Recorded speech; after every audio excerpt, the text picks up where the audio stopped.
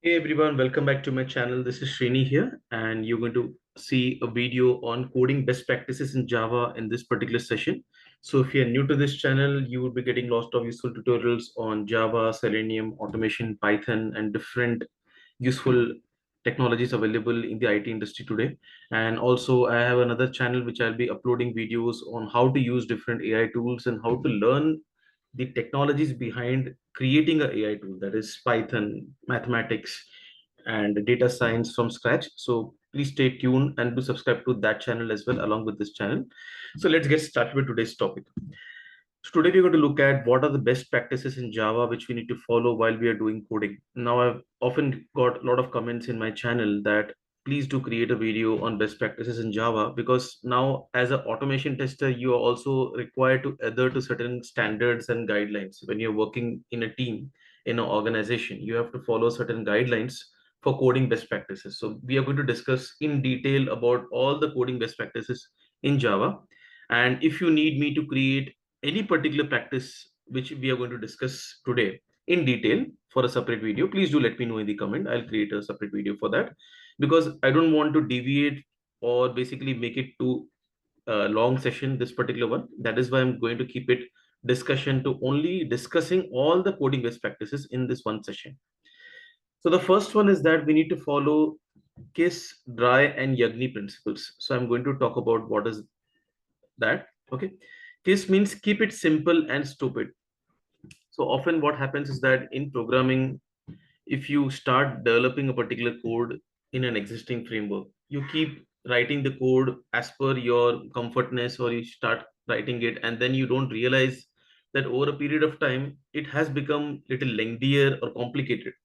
So you have written the code, but what is the guarantee that any person who joins the team newly or another existing team member, right, they would be able to understand your thought process, or it will be simpler or easier for them to understand? So it should not be that way. It should be always simple and stupid for anyone to follow. So you have to basically ensure that whatever code you're writing is easier for anyone to understand without putting too much of complicated logic or code inside it. Keep it simple and stupid so that anyone can understand it. That's the basic idea. Dry, don't repeat yourself. What do we mean by that? If already there is a particular functionality which you have written in some function, it's always the best practice to reuse the same code rather than repeating the code, because it will make the redundancy to increase in your overall framework or code. That we should not do. We should never repeat the code. So just call the function and use the output of the function in order for you to proceed. That is the way to go about. Third one is Yagni, means you ain't going to need it. If there is something like you feel in future this particular thing can come, so that is why you've kept like a placeholder or you have put like to do not do that in your official or in any personal part of the code also. If you don't need it for now, don't have any placeholder. Whenever you require it, you can increase or you can enhance the framework at that point of time. So this is a gist of the first point. I hope it is clear. Let's move on to the second point. Second point emphasis on having a cleaner and simpler code rather than having an advanced and complicated code. So this is kind of similar to the keep it simple, stupid principle, but it just like to extra emphasize on this particular point, we have it as a separate point. Third one is very important, and nowadays it is also used to ask the questions to the candidates during interview. That is, what are solid principles? Okay, so I'm going to talk about that in brief in this particular session. Solid principles, basically, if you try to go via the abbreviation, S stands for single responsibility principle, O stands for open close principle, L stands for Lisco substitution principle, I stands for interface segregation principle, and D stands for dependency inversion principle. So what do you mean by S? That is single responsibility principle. It states that rather than having a single class do the bulk of responsibilities, we should divide the class into multiple subclasses and let individual subclasses, or let the individual classes, the smaller or the other classes, take the responsibility rather than always having one class take the entire responsibility. It's like, for example, in a team, if you have one person who's in and out of the coding, and basically that person knows Java, Python, and in depth of automation, etc., But if always the other team members are dependent on the one team member, or similarly, if let's say that particular team member gets some additional responsibility or some additional work, so your entire project may go for a toss, right? So we should not let that happen. So we should divide the responsibility equally, or at least it should be like a fair division of responsibility amongst the different classes so that it is well balanced across your framework. Second one is open close principle, means we are allowing the class to be open for just implementation of interfaces, but we are keeping it closed for modification. What do we mean by that? We don't want a runtime for our integrity of the class to be disturbed.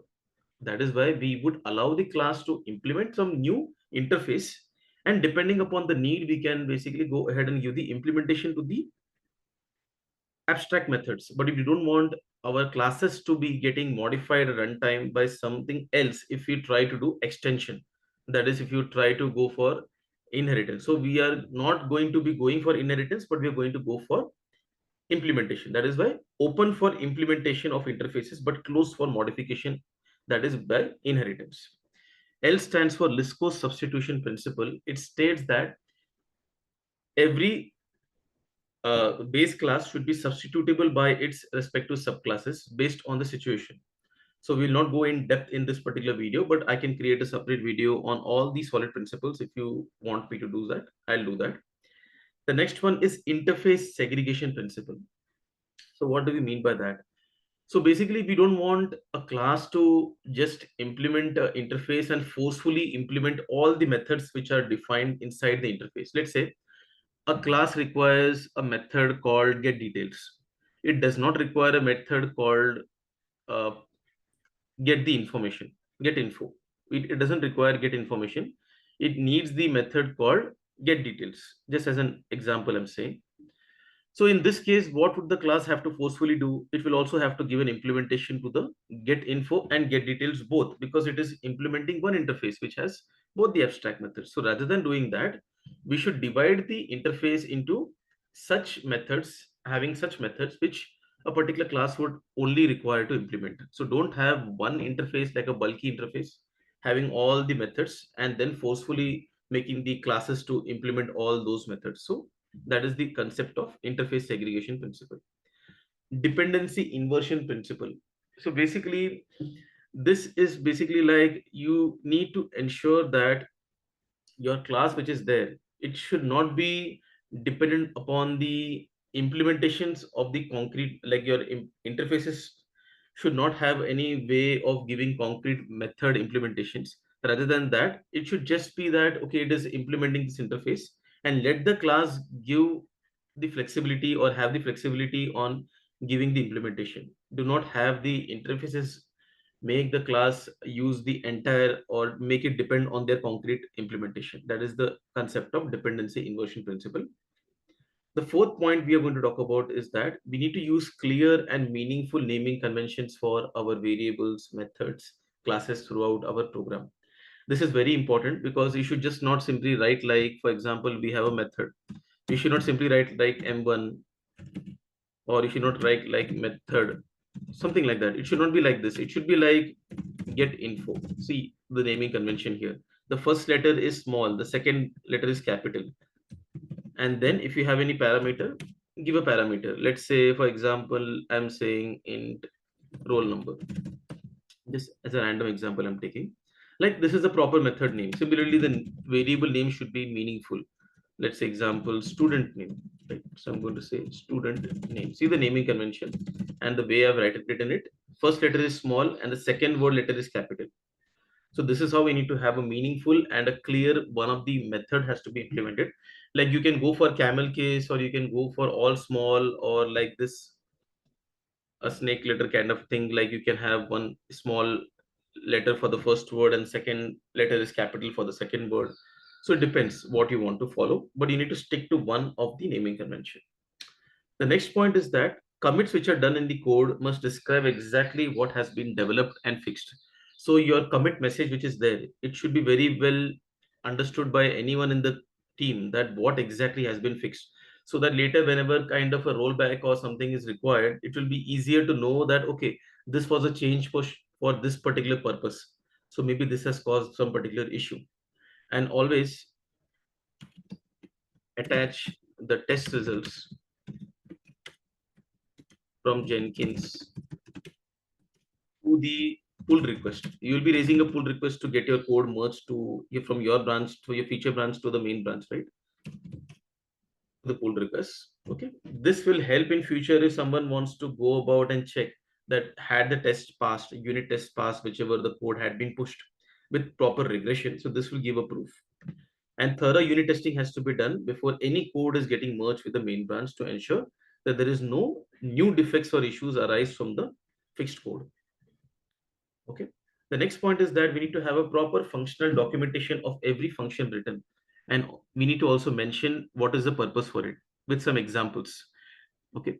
So the reason is that any particular function which you are writing or a method, it is you will be able to understand it. But what about the other programmers in your team, right? They should be also be able to understand what is the purpose of it, when it will be useful. Give a very small example or how the parameters are used or how the what the function is going to do. So that will help them to understand and enhance the code in future. Next, and most important point is to do proper exception handling, be it any programming language, Java, Python, C, C++, any language, right? There would definitely be way of doing some exception handling mechanism. And this is very critical because if your exception handling is not done correctly, your code will get abruptly stopped at a particular point of time. And your code is not going to go ahead of that particular point, and you would not know whether was there anything wrong beyond that particular point. You would not come to know. So unless and until you have the exception handling done, you would not know at one point throughout your code where all there are loopholes or where are the different defects present. So you need to have a proper exception handling by using try catch blocks, and I would always prefer to do try catch finally block. So I have a separate video for these in my Java playlist, so you can have a look at that. Try catch and finally, this is the preferred one which I would go about. People also go for throws handling, but throws is going to just postpone the exception handling. So I would not advise that. It will postpone the exception handling to the method which has called the respective method, which is doing throws. Okay. You also have throw new, but again, this is similar to throws. It is going to postpone your exception handling. And then you can have try catch, or you can only have try finally. So these are the different ways you can do exception handling. So these try catch blocks must be used preferably to the exception handling types. I've already mentioned that here. That is throws and throw. And catch block must not be empty. So you need to have a proper code which is basically going to catch the exception.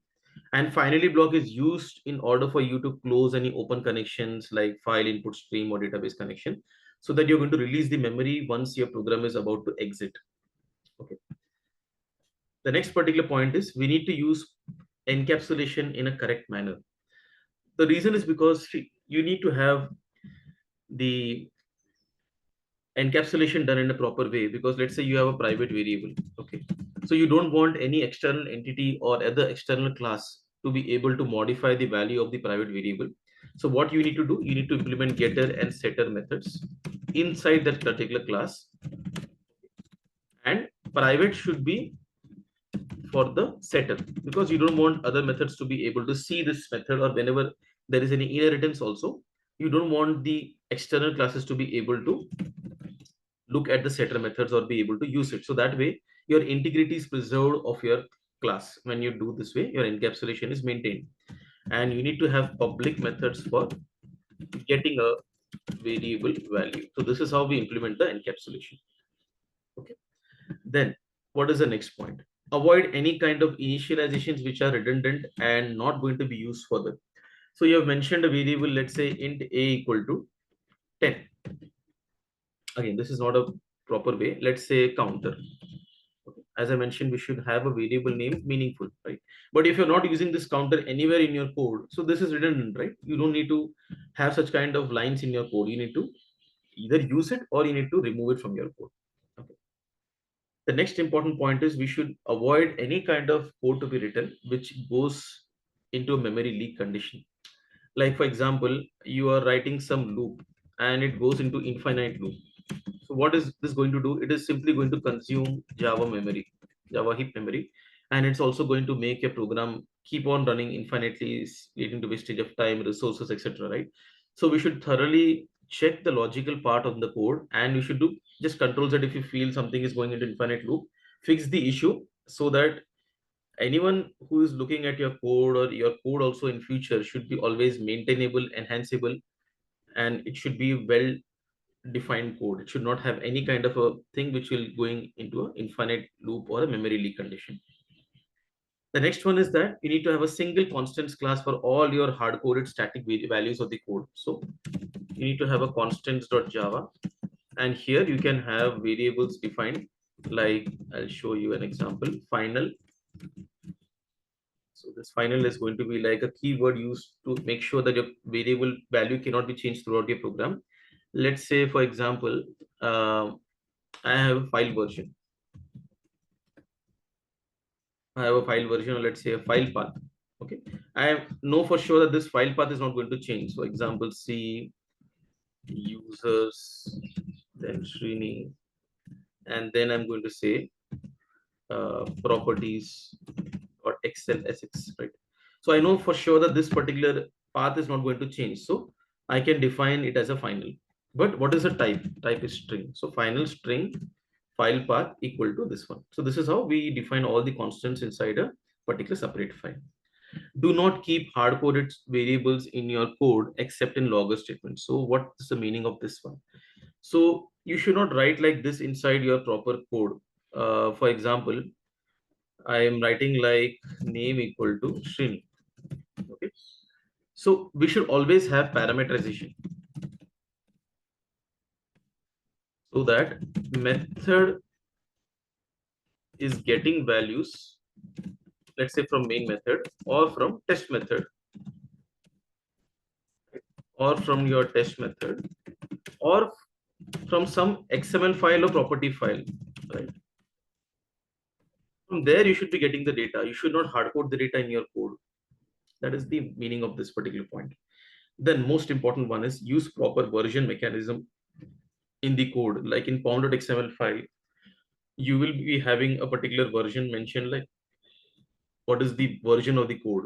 For example, this is like the snapshot, right? Snapshot inside your pom.xml, there is a variable where you will be writing 0.1. Means this is the first version of your project. Likewise, as you keep enhancing every version, you need to increment it. So 0.2, then 0.3, like that, 1, then 1.0, then 1.1. So this allows us to go and have a proper rollback mechanism in future. If something gets failed due to some situation, you will be able to know which is the last stable version. So that is why you need to have a proper version mechanism in your code. Another point is make sure your code is having unit test cases so that functionality testing is covered. So we should think like a developer, a tester, a developer. All of them necessarily are doing the same thing. They are developing the code. They are ensuring that there is nothing loopholes present in their code, right? So they need to have proper unit testing coverage in order for that regression or functional testing coverage to be completely covered. For all the functional requirement, they should be doing positive, negative, boundary conditions testing. And in case if something goes null, then what will happen? How do we handle null pointer situation? So these all areas they should be covering in their unit test cases so that we don't encounter any issue later on with our code and it is continuously enhanced. The other point is make sure the dependencies which are used are secure and not having any vulnerability. Now, this is a very important point because in pom.xml, we are using so many external tools, utilities. For example, we need the Selenium jar, we need the logging log4j jar, we need the extend reports, we need the JUnit, etc., right? So we need to ensure that whatever versions we are using need to not have any vulnerability. So what I mean by vulnerability, if you look at this Maven repository from which we generally paste an artifact which we want to get a particular version. So let's say I have searched for log4j, I got log4j core. I had searched for log4j here. I'll show you. If I search for log4j here, okay, I get log4j core because everything is moved to log4j core now. And if you look at the previous versions, that is 2.17.0, this version onwards, if you go to the history, there are so many vulnerabilities from a security perspective. So you should not be exposing your framework to any hacker. so that the company's data or your personal data is also not at risk, right? So always use the versions which are safer. If you see 2.17.1 and above, they have reduced, or basically they have completely removed the vulnerabilities from a security standpoint. They have fixed such security issues in their code. So use these versions which are latest. Like 2.23.1 is the latest stable version. If you see, it has 409 usages, and these are still in the alpha beta phase. So they are in a research phase right now. So avoid 3.0.x for now. Okay, so that is the point which I wanted to highlight here. Then do not have any traditional Java code. In case, let's say you're using Java 1.8 version or above, that is Java 1.8 or above, then do not go for the traditional Java code loops like for loop outside, then inner for loop, then trying to do certain iteration, and inside that doing some assignment, etc. Replace this with the lesser lines of code and simpler syntax, like go for lambda expression. So I'll have a separate video created on lambdas and streams. It's very easy and very useful to replace your traditional code.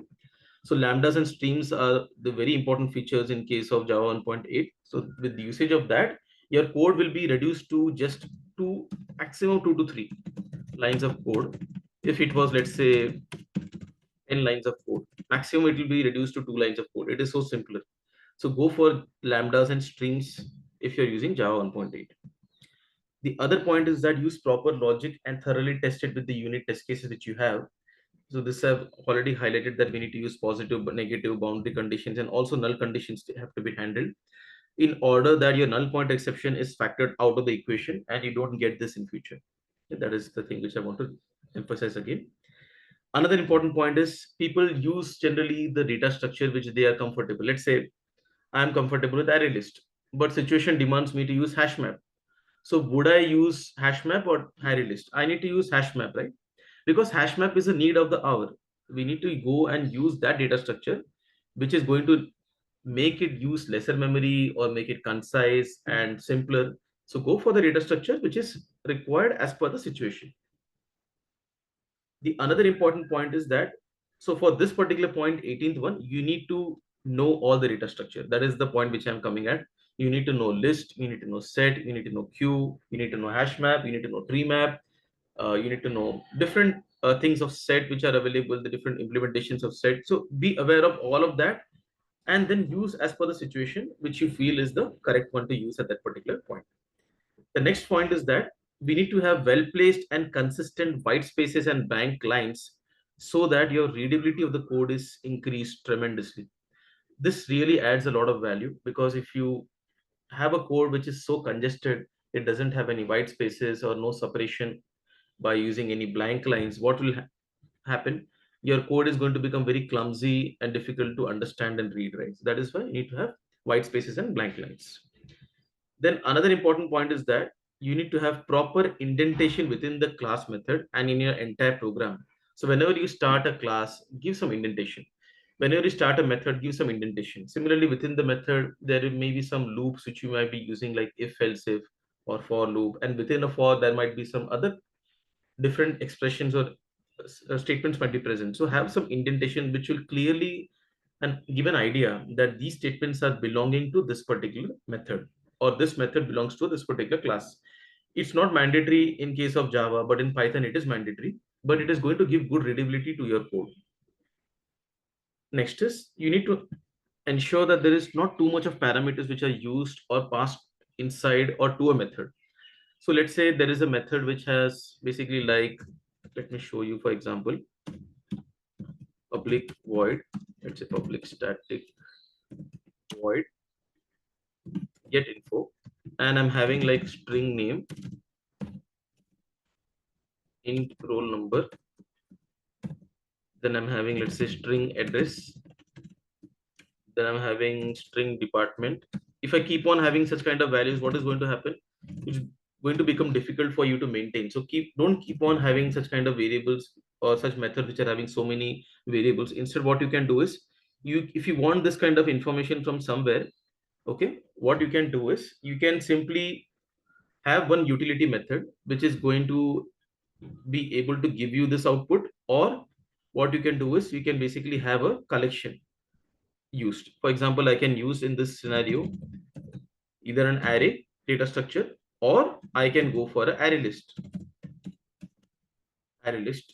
Let's say it's an array list of object, right? Means I can have any data type covered here. So rather than having multiple things, you can just have a different way of implementation of that. And you can just say objects, or let's say if it is having meaningful name, let me say details, right? So have a concise way of doing implementation of your code. Then avoid doing any hard coding in your program. So except for your requirement in case of a properties or a constants file, which we have discussed and emphasized earlier, you should not have any hard coding in your actual code. Another important point is we should not have a case that you don't have any logging at all in your code. There should be a proper logging mechanism done using log4j. And from before annotation to your after annotation and your at the rate test annotations, whatever is happening throughout your program, it should be evident. If there is any issue or if there is positive thing also happening, you should be logging such statements inside your code, and you should use proper levels of debugging. For example, you have a debug statement, you have a log statement, you have an error statement. So use these proper conventions whenever you encounter such situations. Let's say in try catch something failed in your catch block, so use the log dot error to log a error. If there is an exception, use it. Similarly, there is warning level also in case of log4j. So as per the requirement, use the respective log level and use the logging statements inside your program or code, so that it is clear as to what has happened inside throughout your execution. And as you know, in Selenium, we have two log files. We have manual log files and we have Selenium log files. Means the machine execution which has happened is a Selenium log file. And in your manual execution log, what will be there? Your machine specific, and sorry, this is going to be only user specific. Whatever the user has logged using logger statements, right? That is what manual logs are going to have. And your Selenium loggers would have machine execution plus your user log statements. So this is how your log4j or logs which are captured would look like. So it's going to give a very good idea about what has happened throughout your execution program. The next important point is we need to use well-detailed reports, and these reports should be like very user friendly, and they should be able to give you a detailed breakup as to what has passed, what has failed, etc., etc. Right?